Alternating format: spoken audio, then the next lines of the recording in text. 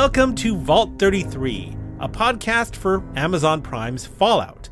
We are your hosts, Andrew Sorsini, Dwayne D, and Tosin Unafawakin. We just watched the fourth episode of Fallout entitled The Ghouls. We assume you have as well. Total spoilers ahead.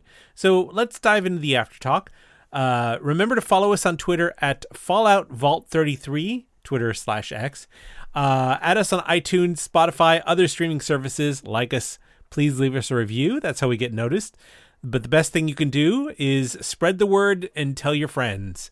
All right, this episode was written by Kieran Fitzgerald and directed by Daniel Gray Longino. Or is it Longino? I can't tell. Anyway, two fine individuals. Dwayne, why don't you give us a recap of this episode? All right, here goes. So Cooper the Ghoul takes Lucy to a clinic in the wasteland where they meet Roger, another ghoul who's all but lost his humanity. Cooper lulls Roger into a false sense of security and then shoots him in the head, so he's dead. And then he eats part of him. When Lucy protests, Cooper forces her to process Roger's body into, quote, ass jerky, unquote. Back in Vault 33, elections are taking place. Woody and Reg are competing with Betty in a campaign for overseer or vault manager. Both Woody and Reg are set on rehabilitating the prisoners from the raid, but it's clear that they have a long way to go. Betty and Lucy's brother Norm have a conversation about the inmates and what to do with them, and Betty warns Norm to tread lightly. Back in the wasteland, after skinning Roger, Lucy is forced to drink irradiated water during her long walk with Cooper the Ghoul. As she does, Cooper suffers some sort of coughing fit, and Lucy uses the distraction to run away. Cooper catches her with his lasso, and when he pulls her, she bites his index finger off. He cuts hers off with his knife in return. Cooper then takes Lucy to a super-duper mart that's been converted into a sort of pharmacy and medical exchange for ghouls and humans. He barters Lucy for some of his medicine, and she's sent in. Cooper immediately passes out. Inside, Lucy discovers a robot who repairs her finger, but seeks to take her organs. Lucy escapes, and in doing so, unleashes a small group of ghouls that lost control, much in the way Roger was losing control before Cooper shot him. But they are far gone and feral. The ghouls kill the people running the medical facility, and Lucy manages to survive the ordeal. She leaves and gives Cooper, who's on the ground outside, vials to keep him from turning into a feral ghoul. Cooper goes into the Super Duper Mart to find scores more vials and even an old recording of the film that turned his sheriff character into a killer that we saw in the earlier episode. While Lucy parts ways with him to go find her father. Back in the vault, Chet, Lucy's cousin and one-time lover, is lonely. He's seduced by Stephanie, Bert's widow and Lucy's best friend, the woman who lost her eye during the raid that took place on Lucy's wedding day. She dresses Chet in Bert's old belongings and uses Chet as a stand-in. And just as they're about to have sex, Stephanie, who's about 9 months pregnant, experiences her water breaking. Meanwhile, Norm has a conversation with an incarcerated raider who lets him know that Vault 32's demise wasn't what they think it is. Norm gets his cousin, Chet, and they head over to Vault 32 to explore. They find signs of disturbing violence and evidence that had happened 2 years before the attack at Lucy's wedding. Norm and Chet also discover that Vault 32's dwellers seem to have killed themselves. Despite the madness and mayhem that led to Vault 32's violent end, the raiders made their way inside via an ARM computer Pip-Boy from outside. The ARM computer that opened up Vault 32, it belonged to Norm and Lucy's mother, Rose McLean. And that's where we end it. Dun, dun, dun. Yeah. So let's go around the table here and ask what you guys thought about this particular episode. Dwayne, we'll start with you. I thought it was good. It was super straightforward. You know, you're not getting a ton of multiple plot lines in this story. You know, it's not like 3 or 4. It's like 2 usually. I will say I enjoyed that a little bit because it simplifies what's going on. We didn't get a lot of what was going on in the vault after Lucy left until now. And I think the vault drama is actually pretty powerful stuff, right? Yeah, because yeah. the sort of society of what's going on in the vault really matters. Like, how do they survive for 200 years underground? Just like and then not in terms of the technology, fine, right? Like they figured out something that works, but like just sanity, keeping things fresh. Lucy was doing everything under the sun. She was highly active. Meanwhile, Norm, who's anything but normal, is seems bored all the time, right?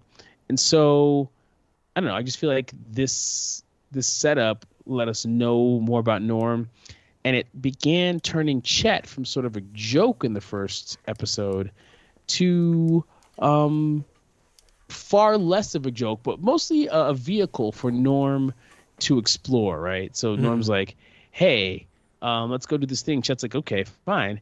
And then Norm's like sleuthing it out. I think Chet's doing the one asking the questions that Norm can then answer, so that it helps the audience figure it all out. We didn't see anything going on with the Brotherhood this week. Right. And, that kind of made the episode feel faster, I think. Sure. Just going back and forth between the Vault and those guys. But I enjoyed it. I did. And I thought that it went a little dark.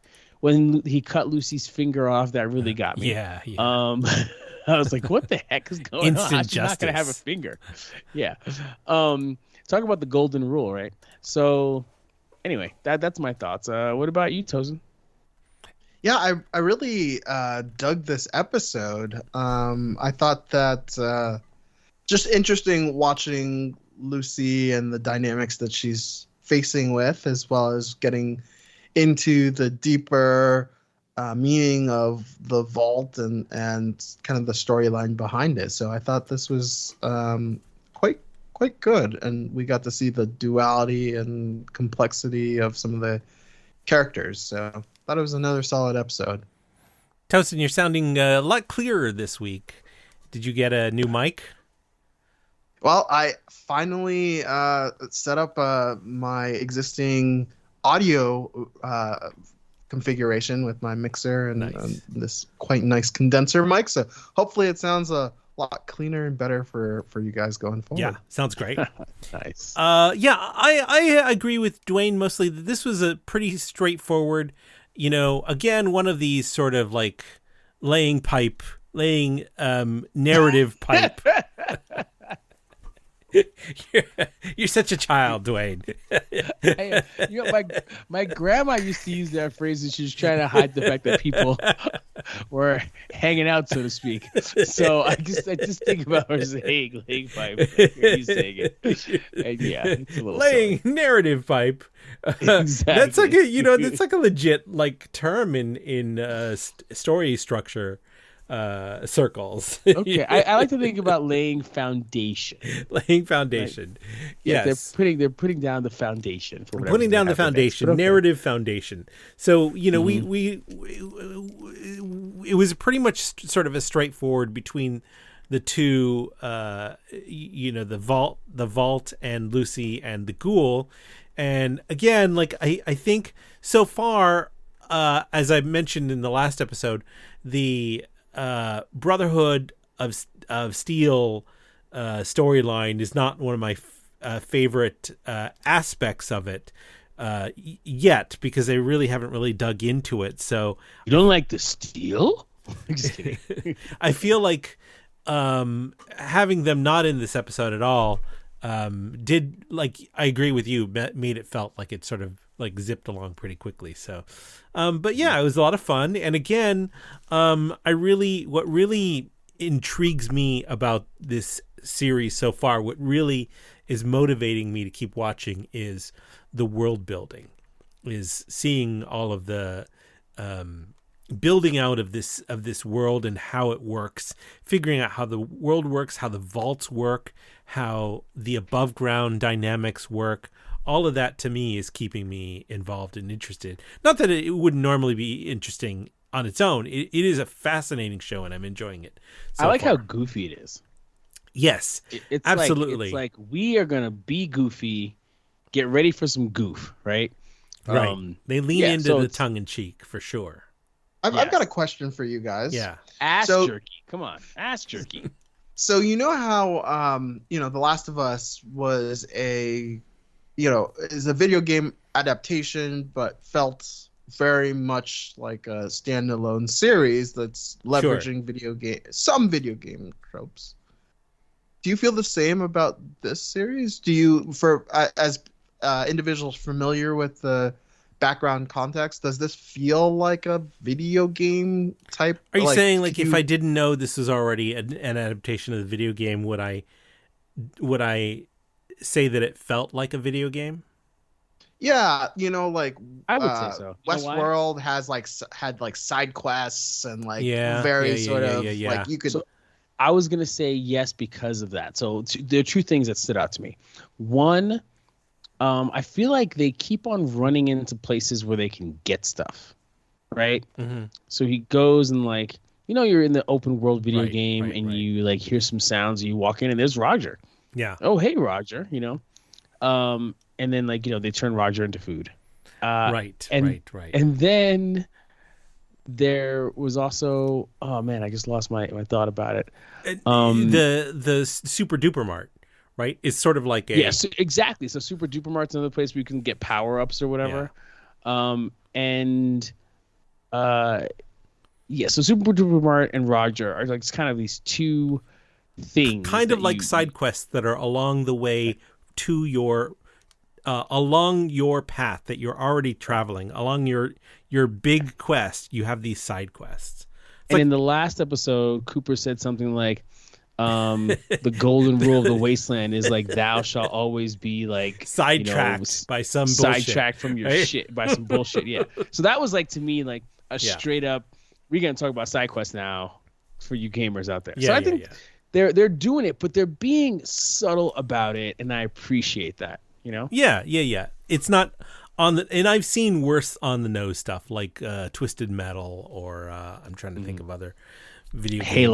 Halo that feels I'm out of weapons. Look, there's a gun on the floor. Pick it up. Right. That feels a little bit more like they're chained to the source material that it comes from. Not just the source material, but like they're chained to the storytelling dynamic of the source material. The Doom movies is a good example of that, where it's like just because it came from a first-person shooter doesn't mean you have to literally make your movie like a first-person shooter. They were giving the fans a gift, and I respected it for what it was. You know, I still feel like the big mistake was not using a Kurt Russell to make a Duke Nukem movie back when the time was right. That was the thing. All right, let's talk about some of the salient points before we do. Our usual disclaimer here. All the episodes of of Fallout on Amazon Prime are currently available, but we're only going to be discussing what we learned in this particular episode 104, The Ghouls, and the episodes prior to this one. We won't discuss plot points ahead of this episode, or if we do, it'll be from our speculation, not from having watched ahead. Okay, so what's interesting to me about this, the first thing that stood out that was interesting to me about this is how the ghouls work. Because like I've played part of... There was a lot of foundation about that in this episode. They really built that up. They went from Roger to Cooper to the Super Duper Mart and back to Cooper. Yes. You know? They did a lot of foundation and it didn't feel forced. Now as I recall, in the parts of the video games that I played, which was Fallout New Vegas and Fallout 4, there are ghouls throughout the game, and from what I recall, and I invite anyone who's listening to correct me, there are no ghouls that have sentience, they're all basically zombies that rush at you and attack you. So they're all feral. They're all feral. Like there's no example like the ghoul, like Cooper.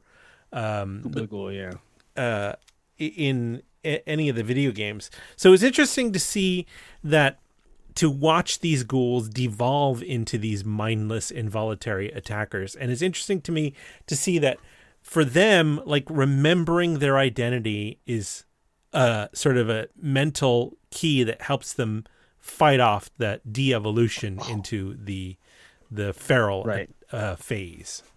I don't know if I'd call it de-evolution. It technically is evolution. Sure. Right. But it's evolvement, maybe? No, so evolution doesn't go in a progression that makes things more complex or more interesting. Sure. Evolution is just sort of adaptation. And when they lack whatever amino acid is going on, they adapt to being totally about satiating their desires. Right. Eating you. So I think a big piece of it is like we don't know how long all these ghouls have lasted. Roger tells us he's been doing it for 28 years, but that no one has lasted as long as Cooper. And we know Cooper was around for like 219 years, you know? Yes. So Cooper is a super duper effective person at this. So it's interesting to see how close Cooper comes to falling apart when he passes out, you know? But we've also learned in this episode that it's that anti-radiation medicine, which I don't know if it's, you know, I've looked it up. It's not the same as the stuff that... I don't know if it's the same as Radaway, which is like the... Well, you have to use in the game. To make sure that you can drink it's stuff. Like this... and again, I don't know as much about... It's formulated for the ghouls, it seems. No one else has taken this stuff, right? Yeah. I haven't seen examples of that in the game itself, so I don't know if it's... Yeah, this is a special... Yeah, it's a special thing. But it staves off the progression of that... feralness. That feralness. And I love in the way that how in this context, in this show, they treat it like an addiction, like a drug addiction. Because the guy's like, you know... You got a couple of vials, you know I'm good for it. It's basically like a drug addiction. And the weird thing is he's aware. Like it's being aware that you're turning. You can watch a show like The Walking Dead or some other thing, and they have to die to turn. But the ghouls are already kind of undead, right? So the turning is happening in real time, and they're losing control. Right. And that's what's so great. He called Lucy a smoothie. Yeah. Right. Yeah. Which I assumed was smooth faces as opposed to the ghouls who have. It's not a drink. Yeah. Yeah. Right. I think you're right. It's so her body. That's how you would smooth. Her body is like younger and smoother. Right. And then there's just a whole like implication across the entire episode about how eventually like she's going to turn into him, and like we'll see if that happens, but. You know, the whole idea that Cooper's been around for 219 years and he's still doing it. But he came pretty close to being taken out. That was the thing. Also, it was great to see that, you know, she's like, free all these people, and they like were freedom, and they're like, oh, you don't want to open those up. Yeah. And you know, they opened them up and we got to see all that. I just feel like the ghoul thing is super interesting. We still don't know how you exactly become a ghoul, right? Like what maybe you have to make an affirmative choice to take some sort of thing when you're like the compounded effects of radiation? I don't know. I feel like there's some people who just die, and then there's some people who become ghouls. Like the compounded effects of radiation, but if you take this drug, you'll be fine. Sure.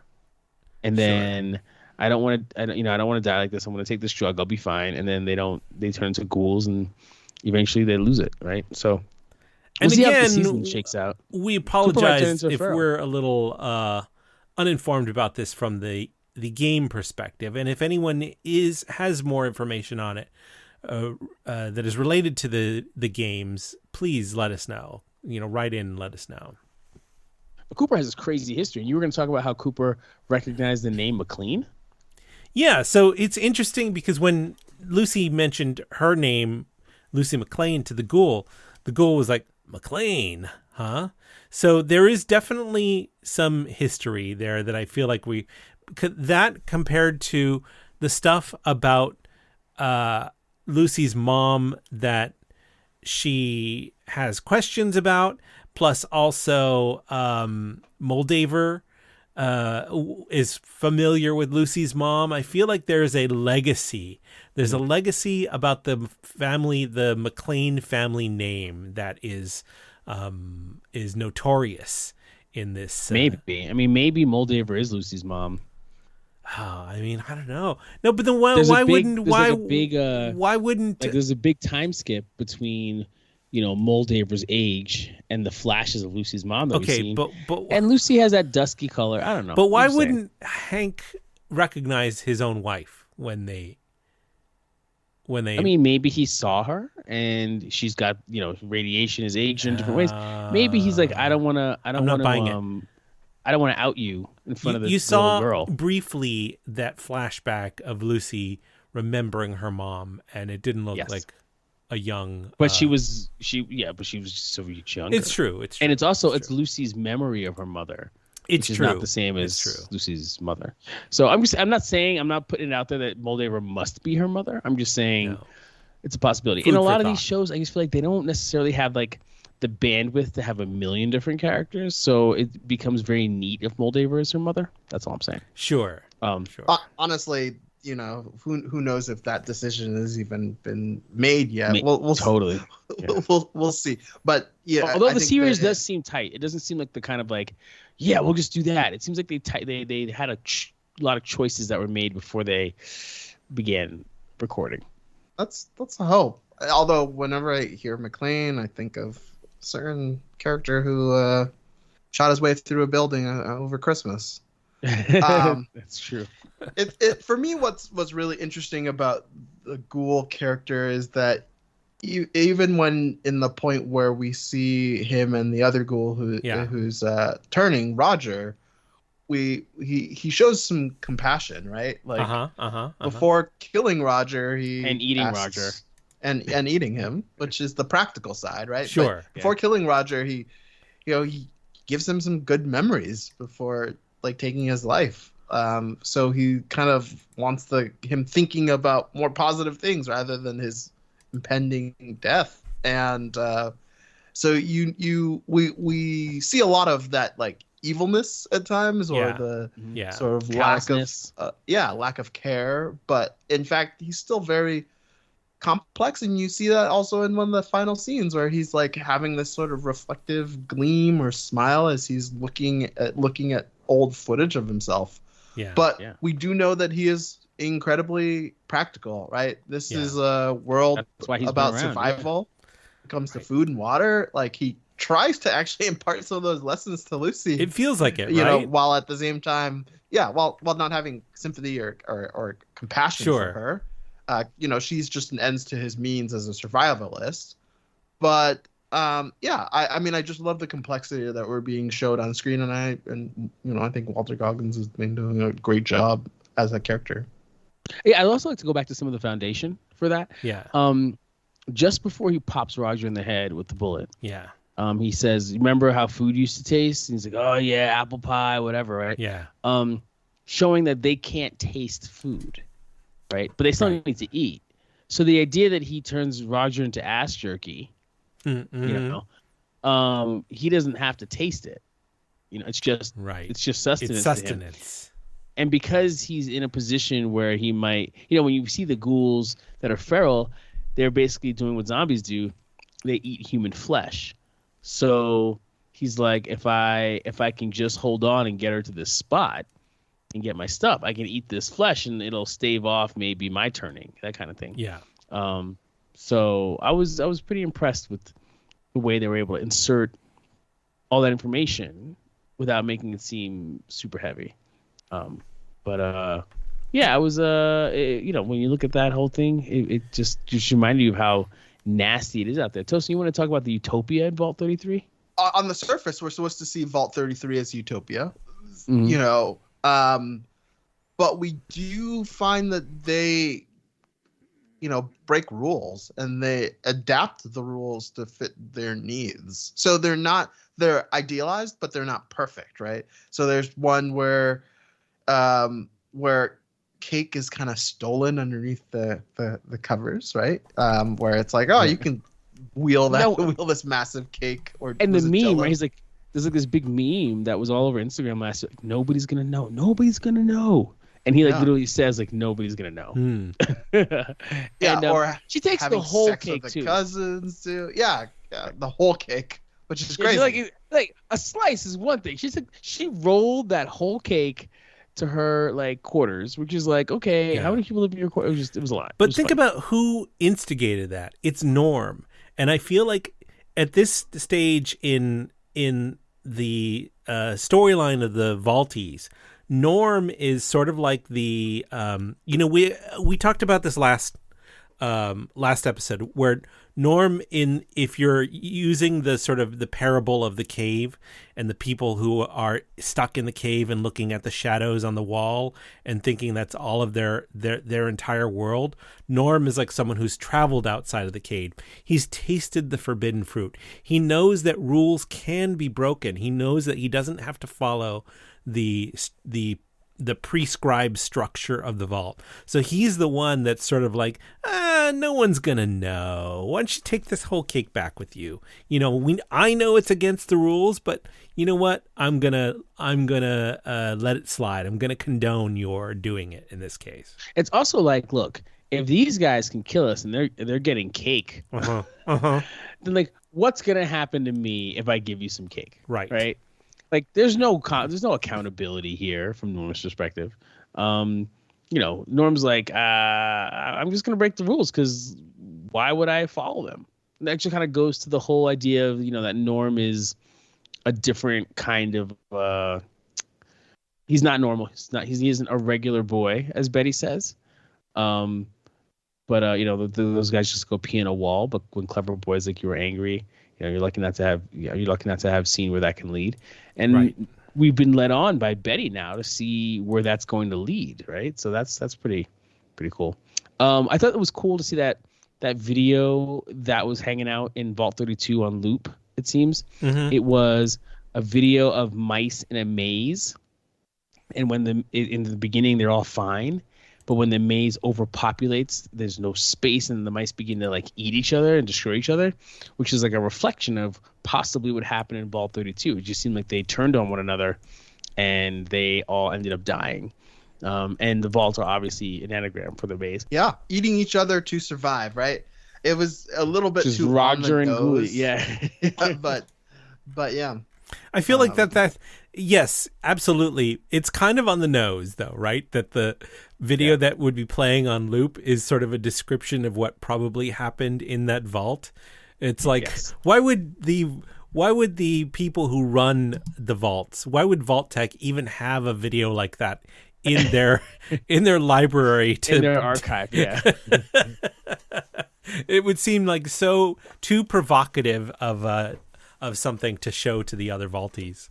Unless they were trying to run some experiments or something and seeing like what would happen. I don't know. It was a little weird. What also was weird to me was we finally got to see one of the robots moving. So in the first episode, we saw a robot in case, right? It was like in a case. And then this time, we get to see a similar robot like doing its thing. And it was really interesting to me because it was so banal, boring, whatever, but it was like doing evil work.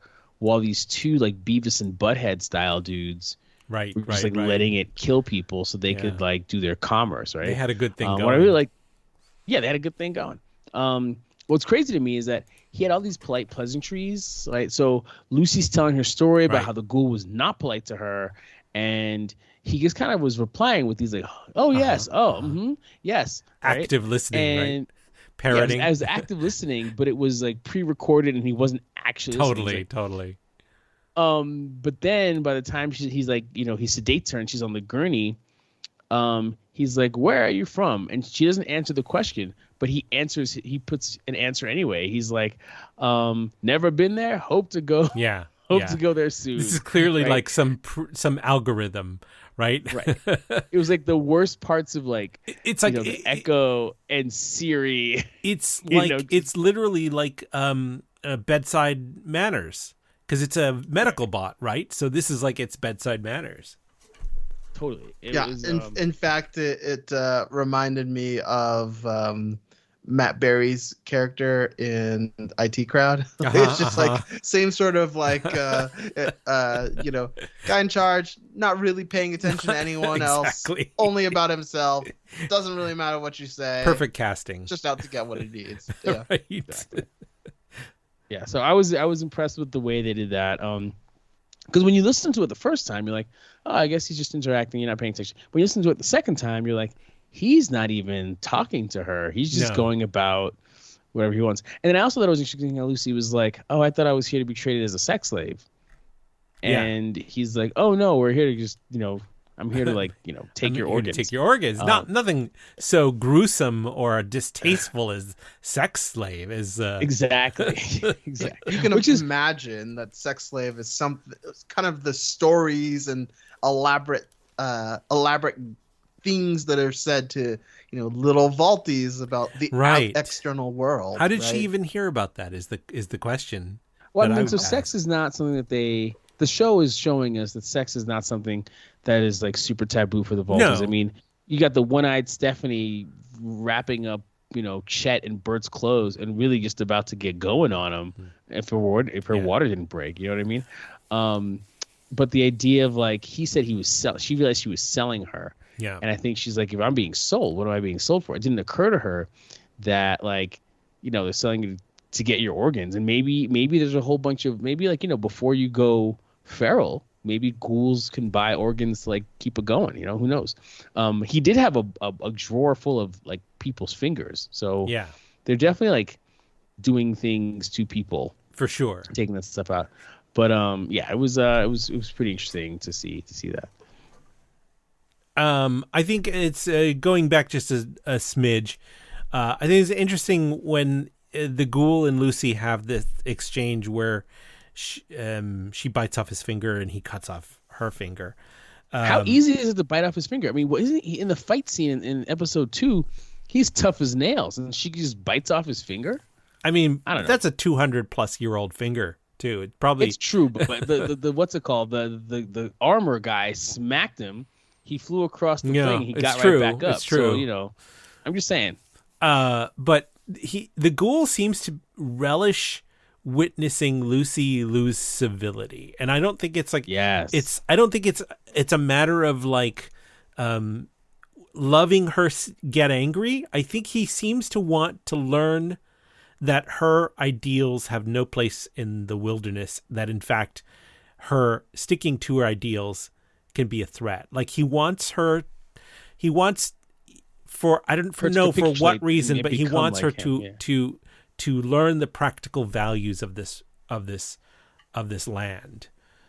For whatever reason, if I don't know why really, because he doesn't need to be kind to her or show her any grace at all. She is his prisoner.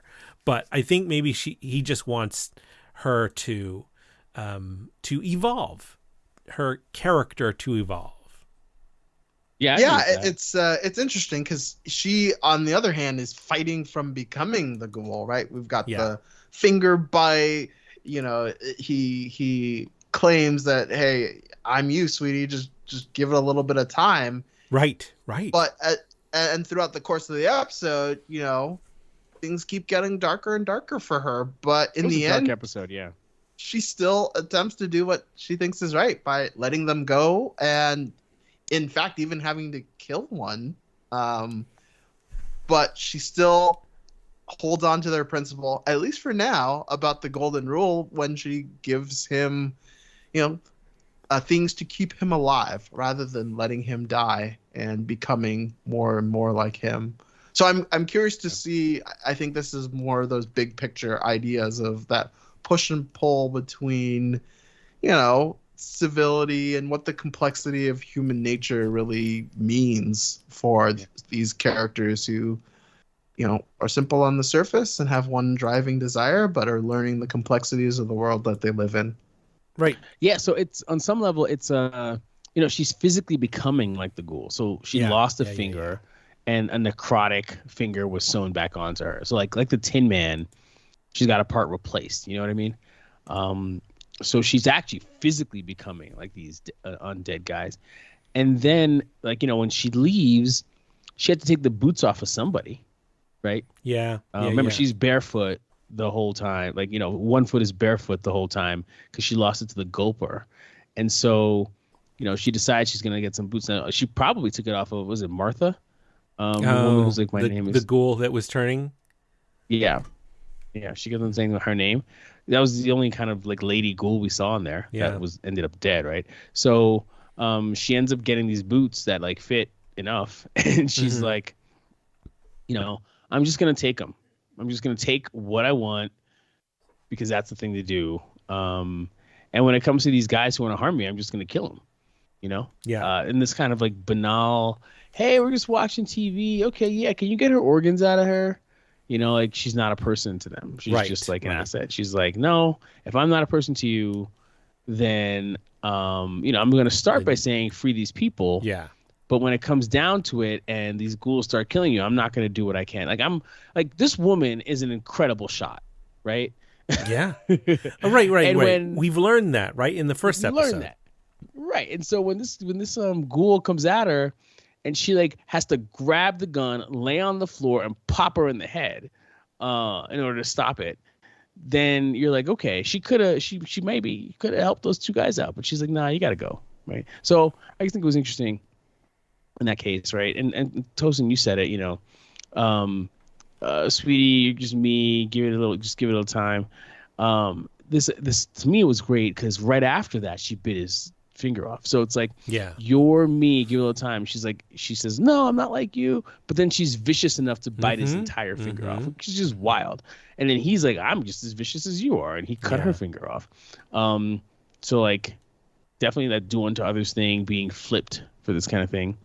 But at the end of the day, she still drops the vials, like you said. She still tries to free people. And we get that naivete. Like clearly these ghouls are locked in a cage for a reason. Maybe at first we're like, oh, they're just going to be like, harvested or whatever. But, they free some and they don't free the other ones. The minute they don't free the other ones, you're like, well, let's not free the other ones. But Lucy, who's still naive, is like, free them. He hits the big red button and then like, all mayhem breaks loose. So, I think it's interesting to see how Lucy's holding on to who she is. But at the same time, she's like, I'll never be like you. Golden rule, motherfucker. Yes. Right. So she's getting salty. She could have killed him right there, but she hung on to the core of her ideals by walking away and leaving the. But she dropped the MF bomb. Yeah. As she did it. Yeah. Like Lucy Lucy on her wedding day had no reason to use the MF bomb. But now she's like this. Yeah, I'm not gonna call her hybrid. Well, now she's John McClane. Like, she's even living her ancestor John McClane's life. Yeah, yeah, she's putting on the top, the clothing as well too, right? She's getting there. Oh yeah, the wife beater. Head, yeah, that's funny. I hadn't thought about that. Can we talk about the vault for a second here? So we see the order has slowly started to devolve in the vault. When we see Steph succumbing to her loneliness and attempting to use Chet as a surrogate for Bert. And I feel like was that is that like order devolving, or is that just like I know the vault has loneliness, interpersonal relationships? Yes, but before like this kind of move would not have been have been unthinkable before the Raiders attacked, because there was a certain order and there's a certain civility. Well, I mean, Bert would be alive, so she wouldn't. Yeah, but I'm saying in the wake of the Raiders attacking, things have started to break down. Yeah, all birds are off. Things have started to break down in this community. Right? Yeah, well, I mean, a little bit. Yeah, it's no longer those simple rules, right? There aren't the simple rules, I'll give you that. But I do think that there's a chance that casual sex was kind of happening with unattached people. Now, if you're Stephanie and Bert's dead, you have one eye, and you're about to give birth. Yeah. And maybe you'd go seek out the other lonely person in town who happens to be, the cousin of your best friend who is like missing her, and you're like, I just need to rub one out with you, buddy. So, I mean, I do think that obviously things are a little off kilter. They have less people. Sure. The water issue, there's a lot going on. Yeah. But if you're one-eyed, very pregnant Stephanie, you're like, we've got this one life to live. Right. I gotta get mine. Yeah, but yeah, but also desperate times call for desperate measures, and I feel like this is like a baby step into desperate measures. A baby step, okay. Now we've also seen in the same episode, the other end of the extreme of desperate times calls for desperate measures when Chet and Norm go visit Vault 32, and it looks like everyone has killed themselves off. Either, the people see people stuck in mid strangling each other, or suicide, and there was clearly some sort of mutiny. Like an early with Star Trek management. episode or something. Yeah. Yeah. Before we go there, Yeah. did you really mean to lay that baby steps pun without acknowledging That that? was I latest didn't thinking. actually. All I bets are off, and didn't. Stephanie I was didn't taking baby actually think steps. about that at all. So Yeah. I wonder if I am a Chet father, felt. people. It's in there. I wonder if Chet felt any of Steph's baby steps. Yeah, it's my dad joke gene is being expressed right now, just like her breast milk. Yikes! Wow. The views of Dwayne do not represent the views of this podcast. Yes. Snip, snip. Snip, snip. So a couple other things. I thought it was interesting that Lucy was surprised that real cotton exists in the above ground. Like she couldn't believe that cotton was even a thing, that there was even an option for cotton. And Snip Sip says, of course I've got real cotton. Doesn't everybody? So that's right. So there's was two my bad, things that Snip Sip. stuck out to me there. Uh-huh. One, as much as the vault has so many awesome things for a place that's like post-apocalyptic, she was still sharing a wedding dress. Like, remember how she had she wrote her name and the date on the wedding dress. So there were certain things that couldn't be replicated. And growing cotton is really intensive. And you could see that they were trying to grow corn, which is kind of a really easy to feed you kind of food. Sure, those are sustenance. The crops that they were growing were sustenance crops, and cotton wouldn't necessarily be considered a sustenance crop because it's you can't eat it, right? Exactly. So there's that, and then there's this idea, she can't get cotton, but there's also this idea that maybe outside, maybe that's still happening. Maybe the world isn't as broken as she thought it was if cotton exists up there. You know what I mean? It's starting to break her reality of what she was told. Right. Exactly. Everything's up there is supposed to be super terrible. And it is super terrible. Yeah. But she's seeing things that, she's never seen before. She's feeling the sun on her face, all that stuff. So, I thought that the cotton thing was super interesting. Because she's like, you have real cotton? And he's like, also, the robot's broken. He thinks the war was 2 weeks ago. Right. His chronometer is off, right? And that's probably the reason why he's behaving the way he is. Right. He's kind of he's broken. He thinks the war was 2 weeks ago. And I think that war was the whole war with the bombs. But I also feel like it just puts some foundation in there that he could be manipulated into doing really unethical stuff, like ripping people's bodies apart, right? And putting their fingers in a drawer. So it's just a reminder that after 200 years, it's just a miracle the robot was around. Yeah, I mean, it's interesting you say that because the robot's being commanded and manipulated to take these. To do these sort of tasks as though they are a positive nature, and so in a means, Lucy is also a little bit robotic by her golden rule because it's her naive nature that causes people to die. It may not be, and those are her direct, we'll say direct / indirect actions causing those to occur. Her direct order was to open that jammy up, and people died because of it. Right, and similar to Robot, she doesn't really know much about the history of what's going on because she's been living in a vault, and so there's a lot of similarities across both sides.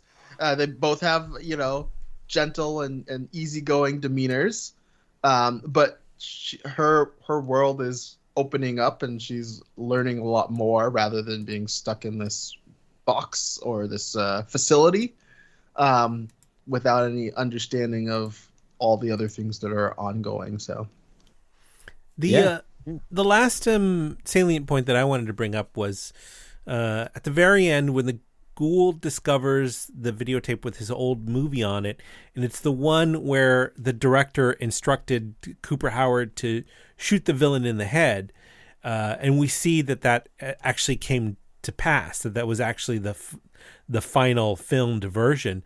I thought it was interesting that he called him a commie, which I don't know when the movie that he was shooting, this Western film that he was shooting, was meant to take place, but like communists weren't even a thing in the Western in the days that this ostensibly would have been taken place. Not when it was filmed, but when the Western, the setting of the setting of the Western. So I thought it was interesting. It's sort of like an alternate universe thing where they're acknowledging real world, current world Karl events. Marx was around during the Wild West. It's you don't really think about them connecting. Right. You know what I mean? Communism would not have been it wasn't a concern. No, it wasn't in a concern. The lands that would become the United States. Exactly. Yeah, communism is just a red herring. Exactly. That's funny. Yeah, that was good. Are you sure you're not bad? That's a Clue quote, isn't it? The communism thing was clearly like the director was like, we really got to make sure that this network isn't tied to communism. So not that kind of story needed to be historically accurate anyway, but yeah, it was interesting. It's also, he's shooting a guy in the head, sitting around a whole bunch of people who recently were shot in the head. Right. It also is one of those things where that character shooting that dude in the head represents a turning point for his career, a turning point for the character he was playing. And it just might be that what he experienced in this episode was a turning point for who he is. That to me was the major takeaway of that scene. I also think that it's, the stories that we tell, are representative of where we are in this world and what we are experiencing and the emotions that we are feeling, right? I choose puns instead of stories, but yes.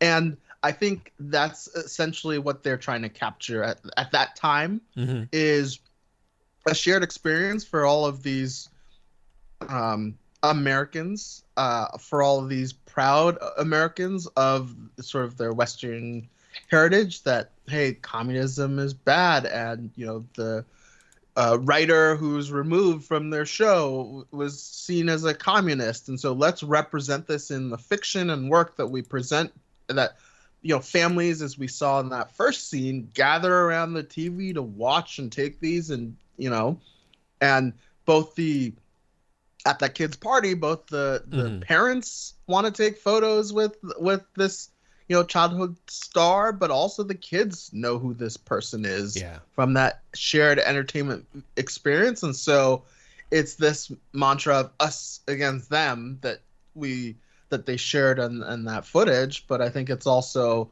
we see that represented throughout this show, from Vaulties to Ghouls to, the people above the surface. So it's all these groups and how they represent, how they are represented, and how they all sort of interact and come together on what they see as truth or fiction. I agree. All right. Do we have any unanswered questions about this episode?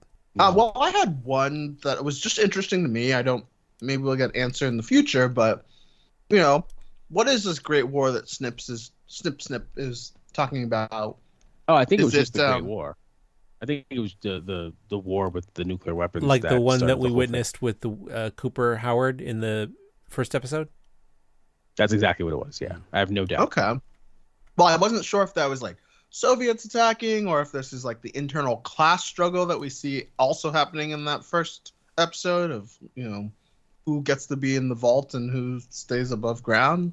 I just want to touch on a couple of big picture items. We've been having this running tracking of idealism versus realism, which I feel like is a major theme of the show.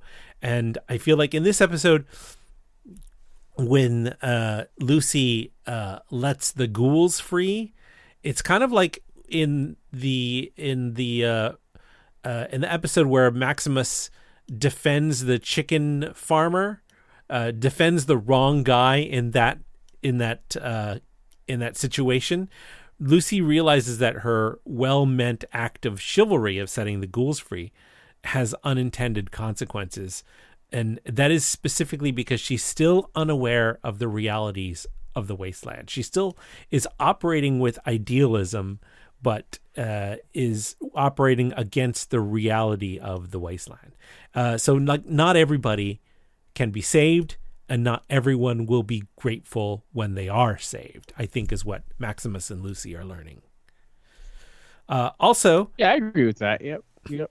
I feel like this whole ordeal of the Super Duper Mart was kind of like this transformative trial for Lucy. Like, she goes in somewhat naive to the reality of the wasteland. In her full sort of vault dress, also her vault outfit, and with one shoe, and then sort of accepting things on faith, accepting the medical bot's help on faith, and she comes out at the end of it having to defend her life from the ghouls and the other guys on the couch. She comes out a little bit more resourceful and a little bit more ruthless. Now she's willing to. Now she knows that she's these things are going to attack her. She can't trust. She comes out of it completely not trusting anybody. I feel. Yeah, that's true. She's not a trusting person anymore. She's going to do what she has to do, including take the shoes off of dead people to wear them. Yes. And that's what's up. Yeah. All right. Let's briefly talk about some technical aspects. This is where we talk about some behind-the-scenes elements we enjoyed in the episode: music, acting, visual effects. I loved that scene where Norm visits the Raider in the holding room, and he's got this COVID shield. It's just such an incongruous, hilarious look to have this feral Raider who has this COVID, who's wearing this COVID mask. The face shield. The face shield on it. It's just such an incongruous look. Loved that. Yeah, it was pretty good. The visuals are so haphazard, but yet so interesting. Like, why are they making these choices? Whose idea was it that Stephanie would just walk around for the rest of the season with one eye? Right. It's great. It's great. Let's transition right from there to our ephemera, which is links and extra textual connections that help you enhance your enjoyment of this episode. So IT Crowd is one name check there, where Matt Berry has previously occurred. Yeah. He's also on What We Do in the Shadows. Love that show. I wanted to mention, I've name checked this at least a couple times, but I don't know if anyone is actually aware of what I'm talking about, which is the Allegory of the Cave, which is a story from Plato, the Greek philosopher, and I've linked a Wikipedia article from it because I feel like it really is sort of relevant to the narrative of the Vaulties. And of course, I did mention Die Hard. I know it's not Christmas, but it's always time to pop open a good Christmas movie, a 1990 thriller starring Bruce Willis. So. As John McClane. There's a lot of Live Free or Die Hard going on in this episode. All right, that's going to do it for this episode of the Vault 33. I'm going to go around the table and ask, starting with you, Dwayne, where can people find your work on the internet when you're not talking about Fallout on Prime? You can find me on Twitter at Dwayne D. Toastin, what about you? You can find me on Instagram at BurntToast45. Although, if you do have one of those Fuji cameras, just send them my way. There you go. What about yourself, Andy? My X/Twitter handle is Mr. Babyman. You can find everything I'm liking and linking throughout the week there. Otherwise, our Twitter handle here is Fallout Vault 33. We're on all major podcast distribution networks. Add us, tell your friends, and join us next time when we cover the 5th episode of Fallout called The Past. Until then, please tweet us, leave us a comment on iTunes. I believe there's now a link on our Buzzsprout page where you can text us also. So check us out. Until then, we'll see you soon. Why don't you call out to the fallout back to